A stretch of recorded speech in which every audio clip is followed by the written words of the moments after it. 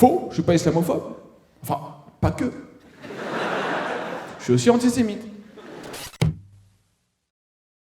Il y a beaucoup d'actualités dont j'avais envie de parler, notamment sur le voile. Il y a beaucoup de choses qui se passent. J'en ai déjà parlé un peu dans le spectacle, mais j'ai quand même envie d'en reparler. Moi, déjà, Castaner, qui m'a beaucoup impressionné, quand il a décrit les musulmans radicalisés, c'était assez intéressant. Il a quand même oublié un élément, c'est que souvent, quand il y a les attentats, il y a des gens qui témoignent, ils disent « Ouais, on connaissait le terroriste, c'était notre voisin, et il disait bonjour ». Méfiez-vous des gens qui disent bonjour. L'avantage, c'est que nous, à Paris, c'est facilement repérable. Hein, moi, dès que je vois un mec qui me dit bonjour, balayette, et j'appelle Castaner. En ce moment, dès que ça parle de ce sujet-là, du voile, tout ça, il y a des buzz comme ça qui éclatent. Et j'ai été pris dans un buzz récemment, c'était avant l'été, j'étais invité chez Sud Radio. Pour ceux qui ne connaissent pas Sud Radio, c'est une radio qui est beaucoup plus à droite qu'au sud. Voilà. Et donc, j'étais invité, je pensais que j'allais parler de mon spectacle, et je me suis retrouvé en face de quelqu'un qui n'avait pas du tout le même projet. Et qui parlait d'un sketch que j'avais fait sur Zemmour, et il me parlait du voile, il voulait me parler du voile, et moi, j'entendais en face de moi, j'entendais un mec qui me disait hijab, hijab, hijab, hijab, hijab, hijab, hijab, hijab, hijab, hijab, hijab, hijab.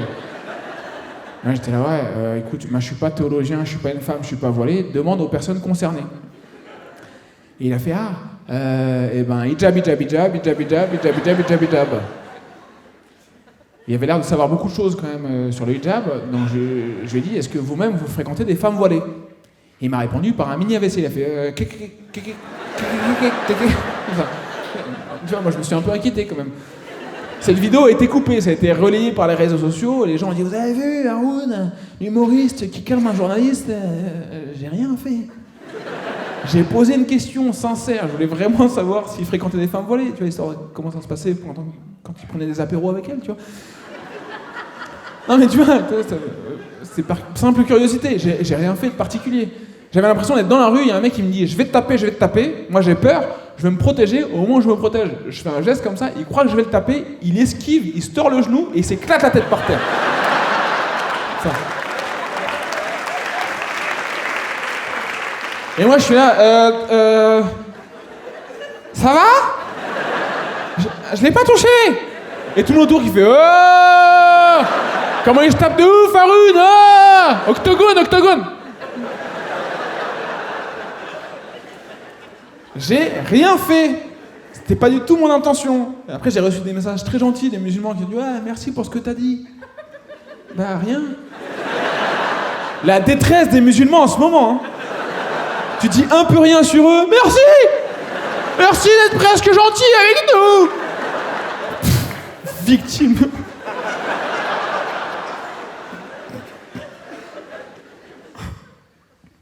Il y en a un en commentaire de la vidéo, il a dit voilà, Haroun c'est un frère. Non, j'ai une carrière à mener moi. Non, laisse-moi tranquille, non, moi je suis une connaissance du pote de ton cousin, voilà ce que je suis. Ouais, laisse-moi tranquille. Non, il a dit ouais, Haroun c'est bien, il défend les musulmans. Non, je ne défends pas les musulmans. Vous êtes trop gros problème les musulmans. Hein, je ne peux rien faire pour vous, je suis désolé, voilà débrouillez-vous les musulmans. Je peux rien faire. Tu sais quoi, j'aime pas les musulmans, voilà, laissez-moi tranquille. Non, j'aime pas les musulmans.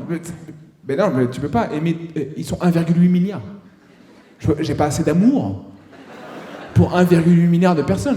Déjà, je les connais pas tous, et en plus, je veux pas aimer 1,8 milliard de personnes. Tu peux aimer les Indiens Kayapo en Amazonie. Et ils sont 22. La semaine prochaine, ils sont 15. Tu fais un goûter, tu les connais tous. Tu vois, fais un goûter avec 1,8 milliard de musulmans, tu vas t'amuser. C'est à qui le gobelet Mohamed?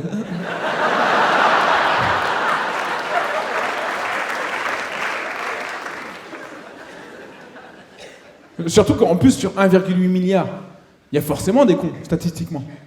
Il y a forcément des cons. Moi, j'en ai croisé. Hein. Ça existe des musulmans cons. Hein. Moi, j'en ai croisé. Et la dernière fois, j'ai vu un musulman en mini-moto. Tu sais, mini-moto, là, tu sais, des trucs mi-assis, mi-debout, là, déjà, ça partait mal. Choisis ton véhicule. Mec, à mon avis, il était en retard à la mosquée, il était à fond, 35 à l'heure, déjà là-bas tendu comme ça derrière. On aurait dit fantomètre. Comme ça. En même temps, il était en FaceTime, sans casque. Moi, j'étais là, mais Inch'Allah, il tombe. J'étais islamo-mini-motophobe à ce moment-là. Un jour, il y avait une jeune fille voilée au premier rang de mon spectacle. Elle était sur son téléphone avec sa copine et discutait comme ça. Je lui ai dit, est-ce que tu peux arrêter? Elle m'a dit, ah, c'est pas moi. Je lui ai dit, mais tu crois que ton voile, c'est une câble d'invisibilité ou c'est quoi le truc? Et après, à ce moment-là, je me suis dit, mais la question, c'est pas est-ce que t'as le droit de porter le voile. La question, c'est quand t'as le voile, est-ce que t'as le droit d'être une connasse? Parce que je pense qu'il n'y a aucun livre sacré qui dit que pour aller au paradis, il faut manquer de respect à un humoriste à lunettes. Hein? Il n'y en a aucun qui dit ça. Ou alors, j'ai mal lu. Si, regarde, on a un hadith. Tu vois? Ah non, ça c'est yabiladi.com, ça. Hein? Imam beau gosse du 42, c'est pas un hadith. Mais non, mais c'est vrai. Non, mais, attends, en commentaire de la vidéo, il y en a un, quand même, c'est quand même un sacré champion. Lui, c'est le champion. Lui, il a mis... Haroun, en fait, c'est un sioniste. Et tout ça, c'est organisé pour qu'il vende son spectacle au Maghreb. Point. Vive la Palestine. Débrouillez-vous, les musulmans. Débrouillez-vous avec ça. T'es pas dégoûté quand t'as ça dans ta communauté, franchement?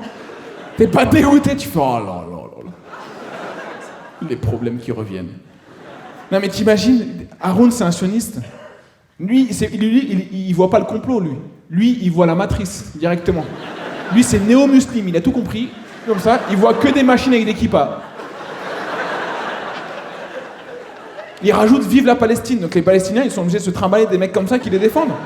Le mec, il arrive en Palestine, je vais vous aider, qu'est-ce que tu proposes? Si tu te fais tirer dessus, tu fais comme ça. Normalement, ça marche. Ah bah non. Et l'autre, il me demande, ouais, qu'est-ce que vous pensez du voile? Je ne sais pas. Personne n'est d'accord sur ce truc. Même les musulmans entre eux sont pas d'accord sur le voile. Non, il y a plein de raisons, chacun a ses raisons. J'ai demandé à un pote musulman, j'ai dit, pourquoi les femmes elles portent le voile? Il dit, ah, c'est pour cacher leurs cheveux, pour pas séduire les hommes. J'ai dit, ah, donc toi, la première chose que tu regardes chez une femme, c'est les cheveux? Il m'a dit, mais grave pas. Il m'a dit, moi, c'est les mollets, moi. J'adore les mollets, moi. Moi, ma femme, elle a pas le voile, elle a les chaussettes de foot.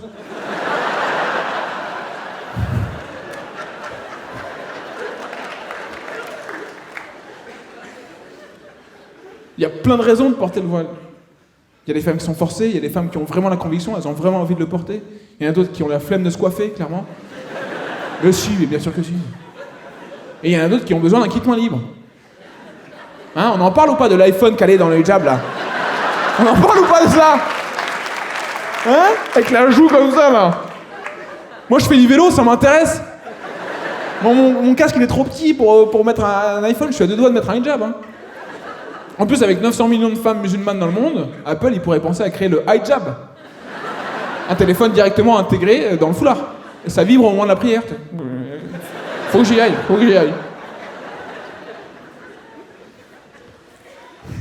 Un mec, il m'a vu faire ce sketch, il m'a dit, Haroun, t'es islamophobe. J'ai dit, faux, je suis pas islamophobe. Enfin, pas que. Je suis aussi antisémite.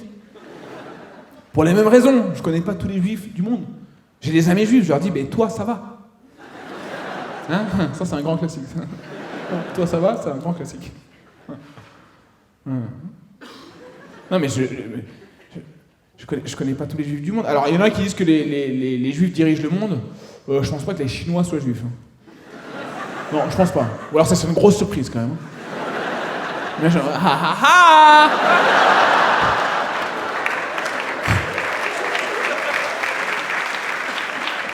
On a la grande muraille des lamentations.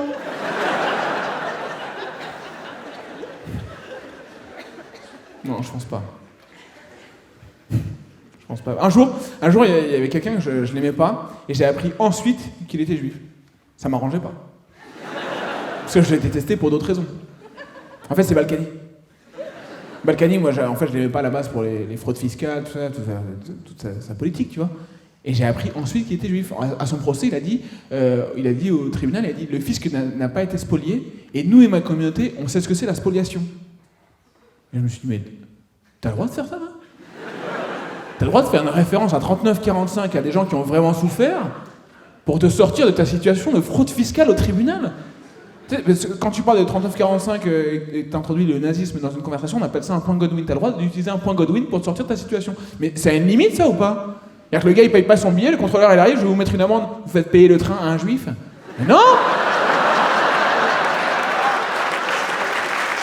Mais non! Tu peux... Non! Il y a des moments où on devrait interdire d'utiliser un point Godwin. C'est un manque de respect pour la mémoire des gens, franchement. Plus près de nous, là, il y a eu des vols de vannes dans notre milieu, là. Et il y a des gens, pour justifier, ils ont dit « Ouais, mais c'est de la délation anonyme. Et moi, la délation anonyme, en France, ça me fait vomir. » Mais moi aussi, ça me fait vomir. La délation anonyme de juifs, pendant la guerre 39-45, qu'on dénonçait aux nazis. C'est pas exactement la même problématique, là, on est d'accord. Je pense qu'il n'y a aucun humoriste nazi... Cette phrase est terminée, il n'y a aucun humoriste nazi. Non, pas de... Non. Enfin bref, tu peux pas utiliser le point Godwin comme ça pour comparer la délation anonyme.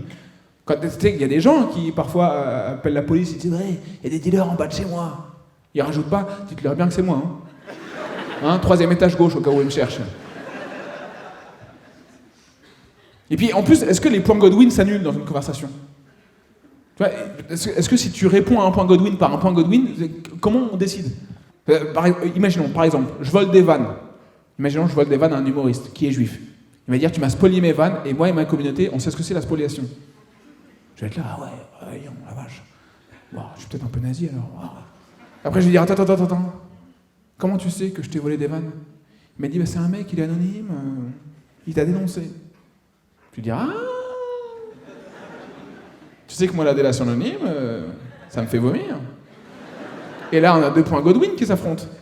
Hein, on sait pas qui gagne, tu sais, comme 2 boules de feu qui sont l'une contre l'autre, comme, tu sais, Sangoku Vegeta. Oula, il y en a, je suis en train de les perdre total, là. Il est juif, Sangoku, tu comprends pas? C'est séfarade, non? C'est séfarade? Non, mais comment ça se passe quand tu réponds à un point Godwin par un autre point Godwin? Est-ce qu'il faut appeler un arbitre du point Godwin, un Godwiniste? Faut appeler, je sais pas, de BHL? Ah, BHL spécialiste, c'est un artiste. BHL, point Godwin, il maîtrise de dingue. BHL, pendant la crise des gilets jaunes, il a mis un tweet, il a mis « Les gilets jaunes, ils se plaignent d'avoir été gazés par les CRS, est-ce qu'ils connaissent la signification du mot gazé ?» Moi, je me suis dit, mais là, tu t'es dit, là, c'est le bon moment pour en parler. La France n'est pas assez à feu, à sang, on va reparler de ça. T'as envie, là. Même les juifs, ils ont dû lire ce tweet, ils ont dit, pourquoi il nous met dans les histoires? Pour une fois qu'on nous laissait tranquille. Mec, il met ça, tu penses à la référence, tu vois.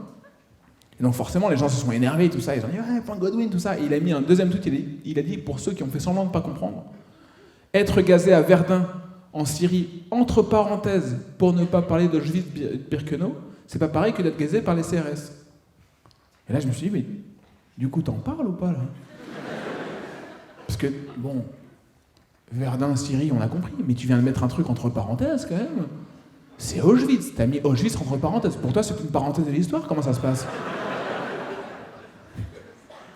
Je pense qu'il pouvait mettre les 2 tweets en un. Mais il a fait exprès de mettre le premier pour faire naître l'idée chez nous, tu vois. Il a dû mettre le premier tweet, il allait faire « Oh, je suis en forme. Oh, la vache. Oh, il est magnifique, celui-là. Oh, je me donne chaud, j'enlève encore un bouton. Allez, hop. »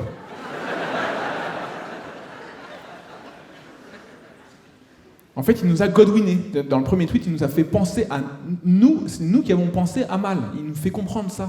Moi, je trouvais que c'était une très bonne technique. Franchement, c'était magnifique. Moi, si je faisais partie d'une minorité, j'utiliserais cette technique tout le temps. Si j'étais noir, par exemple, je dirais, ouais, les gilets jaunes, ils se plaignent d'être mal payés. Ils savent pas ce que c'est que de travailler pour rien du tout. Les gens diraient, t'es sérieux? Tu fais référence à l'esclavage? Non. Je parle des heures supplémentaires qui sont pas payées dans les hôpitaux.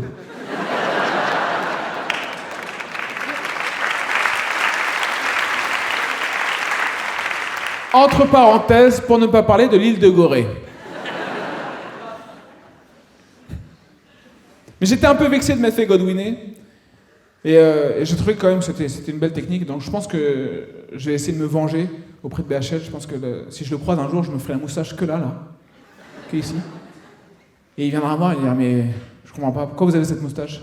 Et je dirais, bah, c'est un hommage à Charlie Chaplin, pourquoi? Vous pensez à quelqu'un d'autre? Et il sera, il fait, mais il m'a godwiné ce bâtard.